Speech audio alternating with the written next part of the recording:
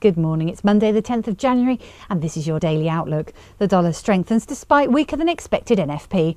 The dollar was trading stronger on Friday following a slightly weaker than forecast non-farm payroll in December at 103,000 versus 175,000 forecast, which sent the dollar lower across the board, but the losses were small and the market soon returned to the dollar strength trend. Bernanke also spoke to the Senate, stating there were signs the US may have self-sustaining growth. In US stocks, the Dow was down 22 points, closing at 11,674.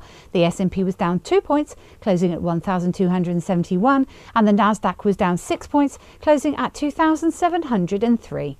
The peripheral EU bond yields rose again on Friday with lingering concerns about debt contagion, pushing the single currency below 130.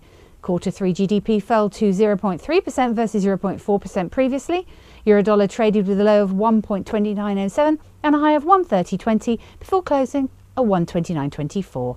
Looking ahead, January Centix was forecast at 11.25 versus 9.7 previously. The Japanese yen fell with the weaker than expected US jobs data back below 83 before finding support and consolidating just above this figure. Euro yen fell to multi-week lows under 108 and is poised for more losses as sentiment sours. Overall, the dollar yen traded with a low of 82.86 and a high of 83.67 before closing the day around 83.05 in the New York session. Looking ahead, today is a bank holiday in Japan. Currencies to watch out for: the euro dollar and sterling dollar.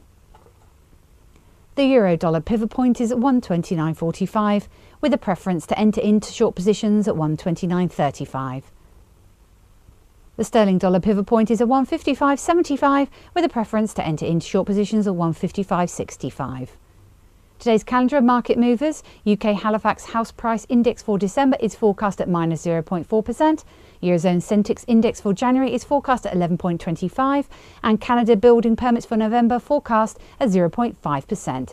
Now on to equity markets. US equities closed negative on Friday, with the SP 500 trading down 0.18% and the Dow was down 0.19%. European bourses were negative, with the FTSE down 0.58%, the DAX was down 0.48% and the CAC was down 0.99%. At the time of writing, the Nikkei was up 0.11% and the Hang Seng was down 0.13%. This has been your Daily Outlook. I'm Emma Andre from the easy-forex dealing room. Have a good day.